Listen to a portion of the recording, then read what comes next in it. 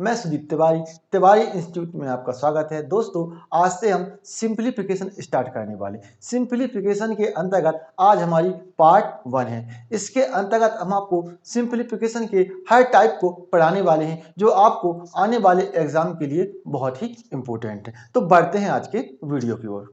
तो सिंप्लीफिकेशन के अंतर्गत हमारे लिए सबसे जरूरी है बोर्ड मास का नियम। तो ये बोर्ड मास का नियम क्या है, इसको आपको समझना बहुत ही जरूरी है। आज हम आपको सबसे पहले बोर्ड मास का नियम समझाने वाले हैं। तो ये बोर्ड मास का नियम क्या होता है और आपके लिए यह क्यों जरूरी है। जैसे कि हमने आपसे कहा कि आपको 8 में 4 से भाग देना है, डिवाइड करना है और फिर उसका 2 से आपको गुणा करना है। तो इसको यदि आप सॉल्व करेंगे तो आपके यहाँ पर 2 आंसर आ जाएंगे। जैसे कि आप कह सकते हैं कि 4 का भाग 8 में देंगे तो आपका यहाँ पर 2 आएगा, फिर इस 2 से आप इस 2 को गुणा कर देंगे तो आपका आंसर 4 आ जाएगा। इसी प्रकार आप इस प्रकार भी कर सकते हैं कि 2 का गुणा 4 से करेंगे तो हमारे यहाँ पर 8 आ जाएगा और फिर 8 में 8 से भाग देंगे, 8 को हम 8 से भाग देंगे तो यहाँ पर हमारा 1 आ जाएगा। यानी कि एक ही क्वेश्चन के हमारे 2 आंसर आ सकते हैं। ऐसा नहीं होता है मेरे दोस्त, यहाँ पर हमारा एक ही आंसर सही हो सकता है। तो यहाँ पर हमारा कौन सा आंसर सही है, तो हमारा आंसर यहाँ पर 4 है जो बिल्कुल सही है, जो 1 है हमारा यह गलत है। तो इस प्रकार की हमें उलझनें हो जाती हैं और ये उलझनें बहुत से लोगों को हो जाती हैं। इस प्रकार की उलझनों से बचने के लिए हमने आपको बोर्ड मास का नियम अच्छे से समझने की जरूरत है। ये बोर्ड मास है, एक्चुअली में हमारा बी बोर्ड मास है। यहाँ पर बी, फिर ओ, फिर डी, फिर हमारा एम, फिर हमारा ए और फिर हमारा एस। तो इस बी बराबर हमारा क्या होता है, यह हमारा वार ब्रैकेट है। यह हमारा क्या है, वार ब्रैकेट है। इसको हम आपको क्वेश्चन के माध्यम से और बेहतर तरीके से समझाएंगे। फिर हमारे अन्य ब्रैकेट होते हैं, जो कि आपने स्कूल टाइम में पढ़े रखे होंगे। इसके बाद हम ऑफ को सॉल्व करते हैं। ऑफ यानी कि जिसे हिंदी में हम क्या कहते हैं, का। यह भी एक प्रकार का गुणा होता है। इसके बाद हम क्या कहते हैं, डिवाइड। इसके बाद हमें क्या करना पड़ता है, डिवाइड को सॉल्व करना पड़ता है। इसके बाद मल्टीप्लाई, इसके बाद ऐड, इसके बाद हमारा सब्ट्रैक्ट।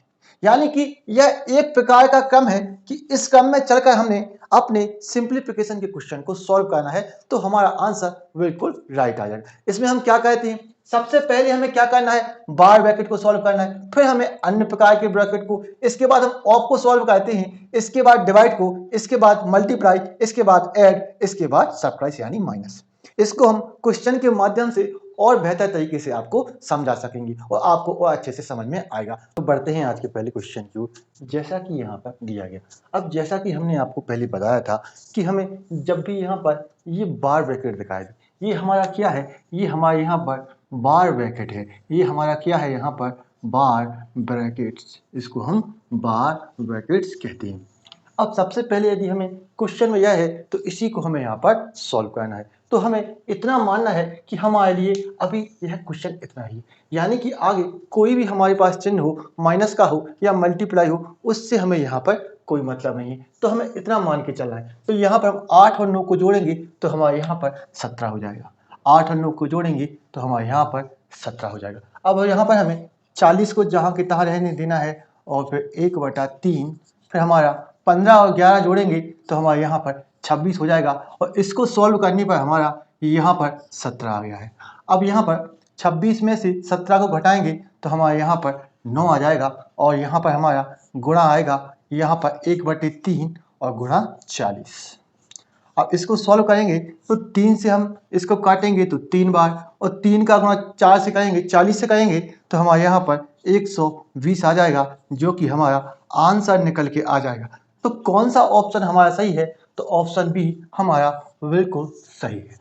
तो बढ़ते हैं आज के नेक्स्ट क्वेश्चन की ओर, जैसा कि यहाँ पर दिया गया है। अब यहाँ पर 50 के बाद डिवाइड है, तो सबसे पहले हमें इस वाले पार्ट को सॉल्व करना है। इस वाले पार्ट को सॉल्व करने पर जो हमारा आंसर आएगा उसको उससे हमें 50 में डिवाइड लगाना है, भाग लगाना है। तो सबसे पहले इस वाले पार्ट को यहाँ पर हम सॉल्व कर लेते हैं। तो जैसे कि हमने आपको बताया था कि सबसे पहले हमें किसे सॉल्व करना है, हमें बार को सॉल्व करना है। तो यहाँ पर हमारा बार है तो सबसे पहले हम बार को सॉल्व करेंगे।